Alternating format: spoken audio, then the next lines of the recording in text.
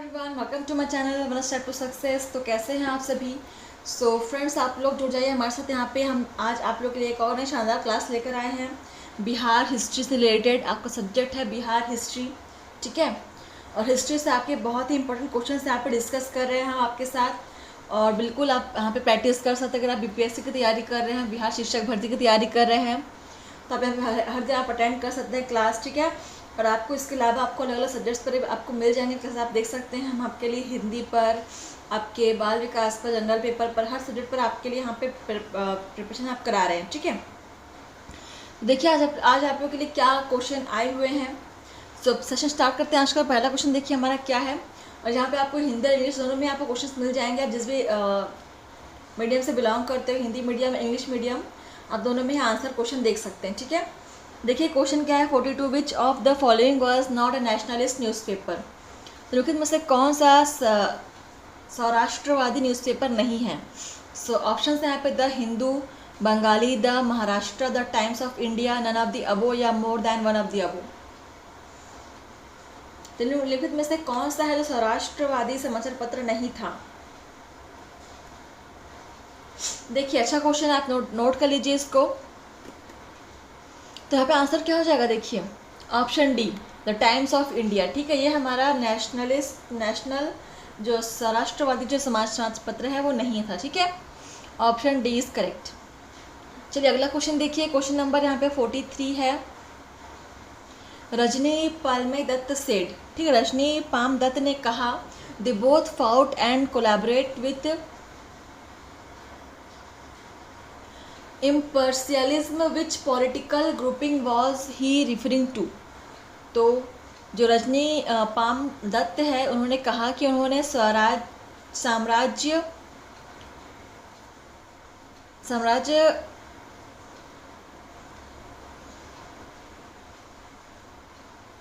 के साथ लड़ाई और सहयोग किया, ठीक है। साम्राज्य के साथ लड़ाई और सहयोग किया। वह किस राजनीतिक समूह का जिक्र कर रहे थे। तो रजनी पाल दत्त ने कहा कि उन्होंने साम्राज्य के साथ लड़ाई किया और सहयोग किया। तो किस राजनीतिक समूह की बात कर रहे थे। ऑप्शन है यहाँ पे the Indian National Congress, the committee party of India, या the Swaraj party, Hindustan socialist republication association, या नन ऑफ द अबो या more than one of the above. चलिए आंसर कीजिए। और देखिए इसका आंसर क्या हो जाएगा। ऑप्शन फर्स्ट हो जाएगा, ठीक है। भारतीय राष्ट्रीय कांग्रेस की बात कर रहे थे वो। चलिए अगला क्वेश्चन देखिए क्या है। क्वेश्चन नंबर 44 देखिए यहाँ पे, the immediate cause of the Deccan riots in 1875 was.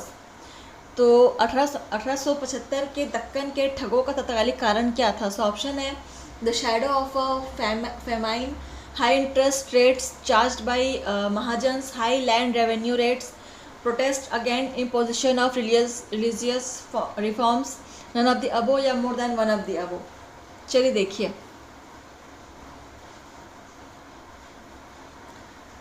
1875 में दक्कन के जो राइट्स रियोट्स हुआ था या ठग हुआ था, तत्कालीन कारण क्या था। बहुत ही यूनिक क्वेश्चन आप यहाँ पे देख पा रहे होंगे। तो देखिए इसका आंसर क्या हो जाएगा। क्वेश्चन नंबर 44 का ऑप्शन सी इज करेक्ट, ठीक है। क्या होगा, ऊर्जा उच्च भूमि राजस्व दर या हाई लैंड रेवेन्यू रेट्स हो जाएगा, ठीक है। Option C is correct. इसको आप नोट कर लीजिएगा। अगला क्वेश्चन देखिए यहाँ पे 45 क्या है। The indigo rebellion was about. The नील विद्रोह खालिस्तान के बारे में था, ठीक है। नील विद्रोह। सो ऑप्शन है the peasant not wanting to grow indigo but being forced to, the peasant wanting to grow indigo but being forced not to, the peasant not wanting to stow indigo but being forced to grow at a price that was unacceptable, a protest movement that carried an indigo colored flag, none of the above या more than one of the above।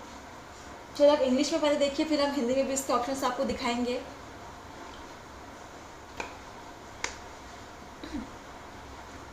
देखिए आप हिंदी में भी इसका options देख लीजिए।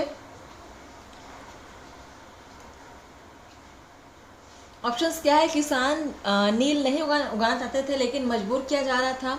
किसान जो नील उगाना चाहते थे लेकिन उन्हें ना उगाने के लिए मजबूर किया जा रहा था। ये किसान नील उगाना नहीं चाहते थे लेकिन अस्वीकार्य मूल्य पर उगाने के लिए मजबूर किया जा रहा था। एक विरोध आंदोलन जिससे एक नीले रंग का झंडा लिया। तो देखिए इसका आंसर क्या हो जाएगा। नील विद्रोह किसके बारे में था? तो ऑप्शन है सी, ठीक है, हमारा राइट आंसर हो जाएगा ऑप्शन सी। ठीक, किसान नील उगाना नहीं चाहते थे लेकिन अस्वीकार्य मूल्य पर उन्होंने मजबूर किया नील उगाने के लिए। ठीक है, फिर अगला क्वेश्चन देखिए 46 है, who among the following did the rebel against the British east India companies control over them. ठीक है, निम्नलिखित में से किसने ब्रिटिश ईस्ट इंडिया कंपनी के नियंत्रण के खिलाफ विद्रोह नहीं किया था? ऑप्शन है raja of Vizianagaram, Nizam of Hyderabad, poligar of Tamil Nadu, Dewan Velu Thampi of Travancore, none of the above या more than one of the above. चलिए आंसर कीजिए। देखिए अच्छा क्वेश्चन है, आप इसको नोट डाउन कर लीजिएगा। देखिए इसका आंसर क्या हो जाएगा हमारा क्वेश्चन नंबर 46 का right answer is option B. ठीक है, हैदराबाद के निज़ाम ने। चलिए अगला क्वेश्चन देखिए, about Mughal emperor Bahadur Shah Zafar it was said that his empire extend from. तो मुगल सम्राट बहादुर शाह जफ़र के बारे में कहा जाता था कि उनका साम्राज्य था। ऑप्शन है चांदनी चौक टू पालन तक, बिहार से दिल्ली से बिहार तक, पेशेवर से बिहार तक, पेशेवर से वाराणसी तक, या इनमें से कोई नहीं, या more than one of the above.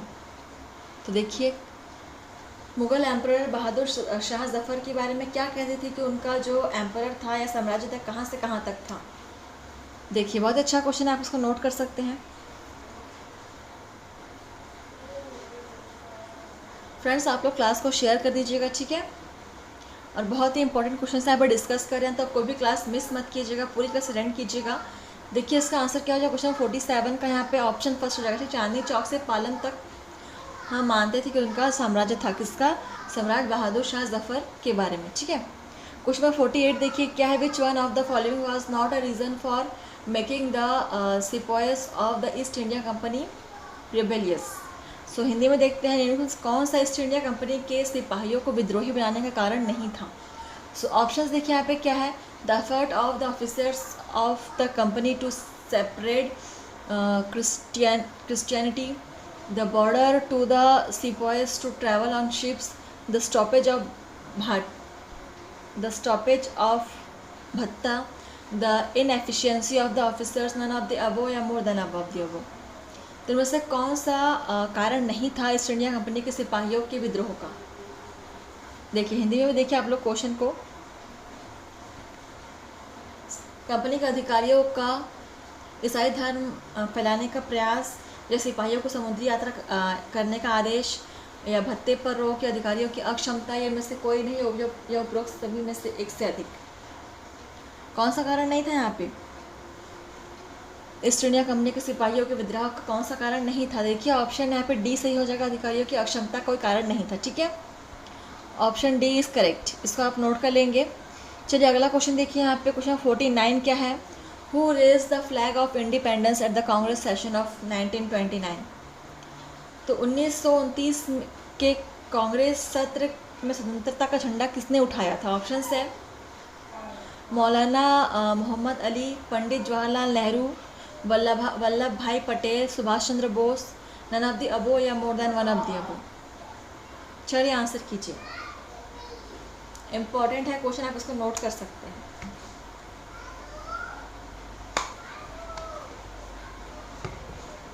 देखिए इसका आंसर क्या हो जाएगा, ऑप्शन बी इज करेक्ट। ठीक है, जो पंडित जवाहरलाल नेहरू थे उन्होंने ही 1929 में कांग्रेस सत्र में स्वतंत्रता का झंडा उठाया था। Option B is correct, Jawaharlal Nehru, note that. अगला क्वेश्चन नंबर 50 देखिए यहाँ पे, who invited Gandhi ji to Champaran. तो देखिए हिंदी में क्वेश्चन, चंपारण में गांधी जी को किसने आमंत्रित किया था? ऑप्शन है राजेंद्र प्रसाद, राजकुमार शुक्ला, मजहरुल हक, कृष्णा सहाय या नन ऑफ द अबो या more than one of the अबो। चंपारण में गांधी जी को किसने आमंत्रित किया था? चलिए आंसर कीजिए, बहुत ही अच्छा क्वेश्चन है, आप इसको नोट कर लीजिएगा।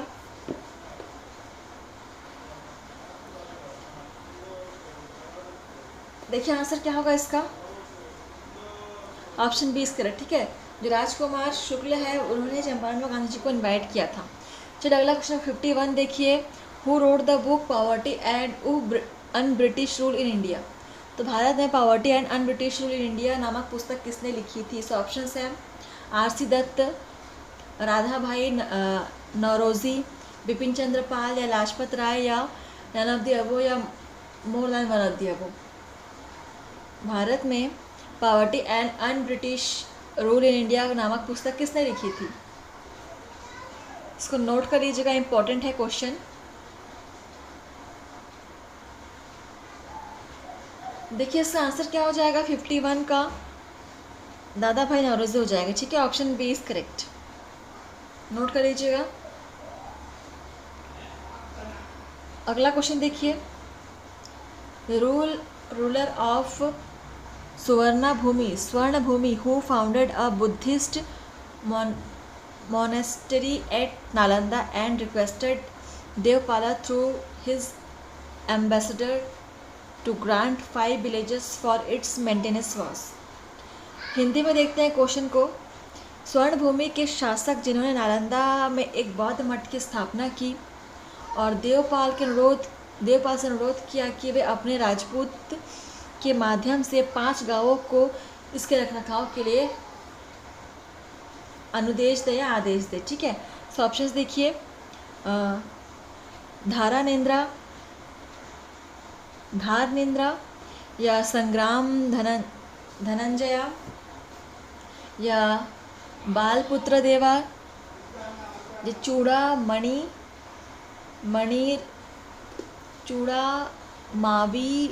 मावीर वनम, ठीक है। चलिए आंसर कीजिए, चूड़ा मनीर वर्णमाना, नन ऑफ द अबो या more than one of the above. चलिए आंसर कीजिए।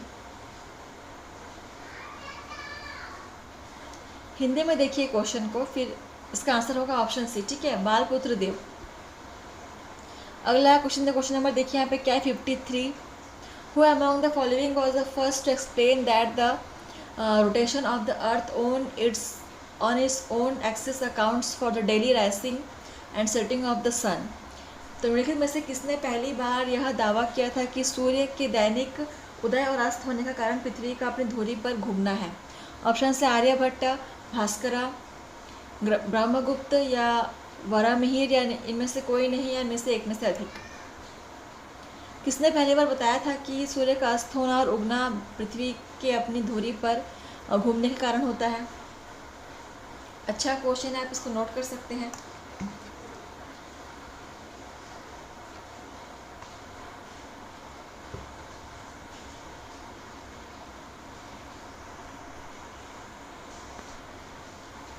देखिए किसने बताया था कि पृथ्वी के अपनी धुरी पर घूमने के कारण ही सूर्य अस्त और उदय होता है? किसका दावा था?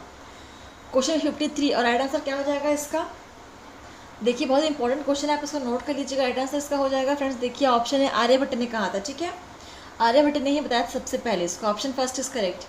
देखिए अगला क्वेश्चन क्या है, क्वेश्चन 54 क्या है देखिए, who among the following first issued gold coins on a large scale.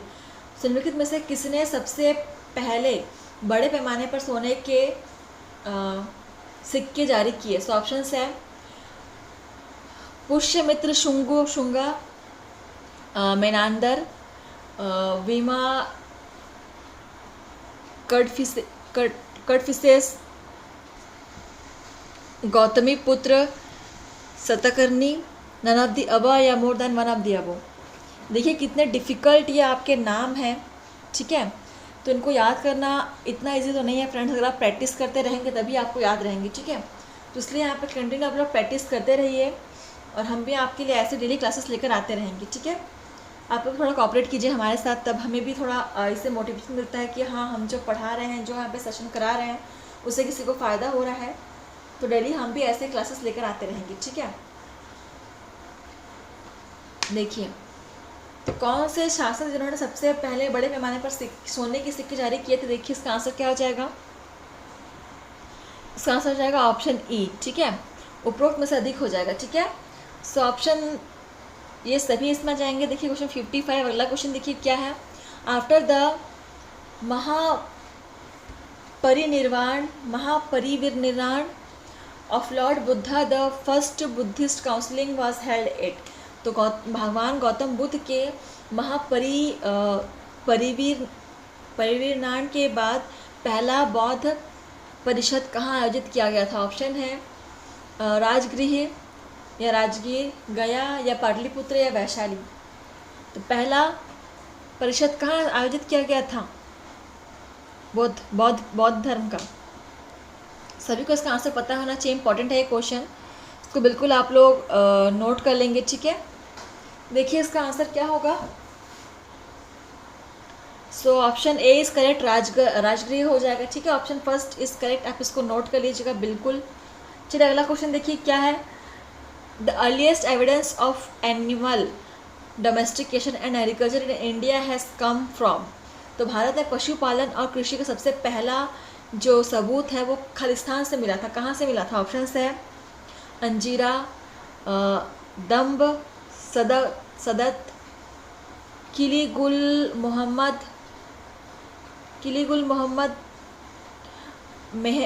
Mehrgarh, none of above या more than one of the above.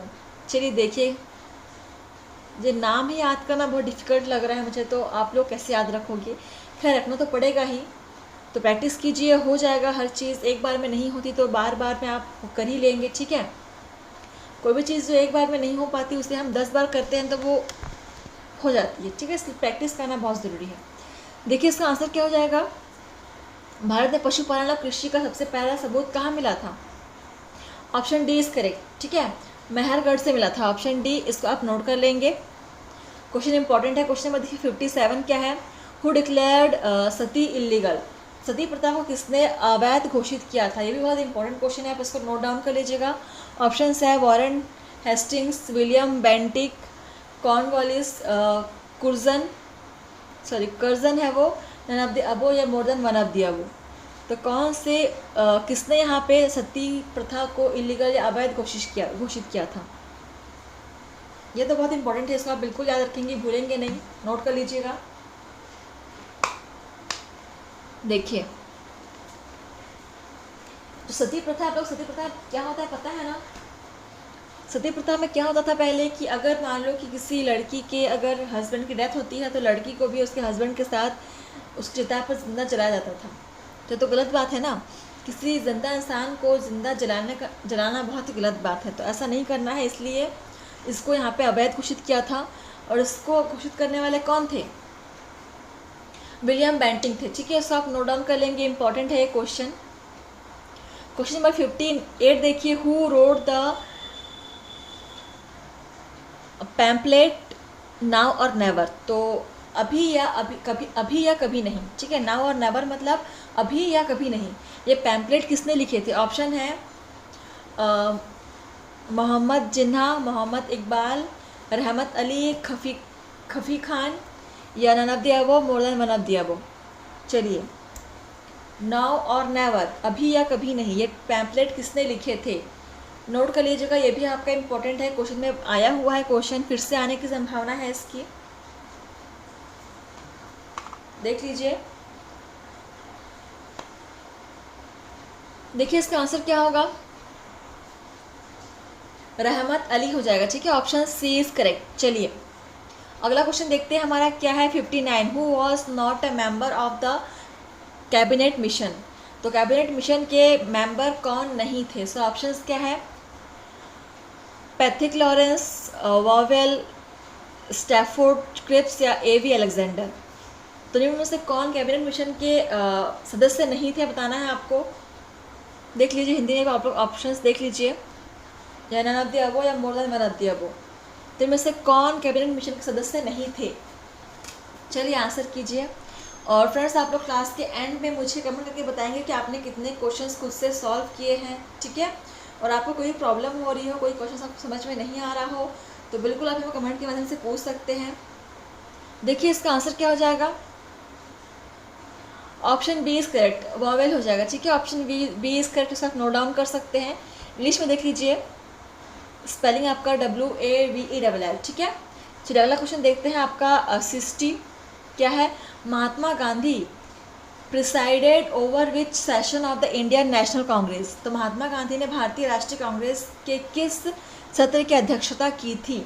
Option है 1922, 1924, 1928, 1930, नन ऑफ द अबो या more than one of the above. चलिए, ये तो बहुत important question है, आप इसको बताएंगे बिल्कुल और नोट भी कर लेंगे अपने नोट कॉपी में। वैसे तो हर एक क्वेश्चन यहाँ पे इंपॉर्टेंट है, हमने बहुत चुनिंदा क्वेश्चन यहाँ पे आपके लिए छाट के लाया हुआ है, आप देख सकते हैं। बिहार की हिस्ट्री के क्वेश्चंस हैं जो एग्ज़ाम में बने हुए हैं और बनने की संभावना है। ठीक है, देखिए, और ये आज का आपका लास्ट क्वेश्चन है, इसका आंसर क्या होगा, देखिए ऑप्शन बी इज करेक्ट। ठीक है, आपको 1924 हो जाएगा, जिसकी अध्यक्षता महात्मा गांधी ने की थी कांग्रेस सत्र की। ठीक है, चलिए, तो आपको सेशन यहाँ पर समाप्त होता है फ्रेंड्स। आपको सेशन कैसा लगा हमें कमेंट के माध्यम से बताएंगे, और ऐसे ही आप लाइक शेयर कमेंट करते रहिए, क्लास को आप अटेंड करते रहिए। ठीक है, इससे आपको बहुत फ़ायदा होगा, और पढ़ते रहिए, प्रैक्टिस करते रहिए। धन्यवाद फ्रेंड्स, मिलता है नेक्स्ट सेशन में। आज के लिए बस इतना है, धन्यवाद।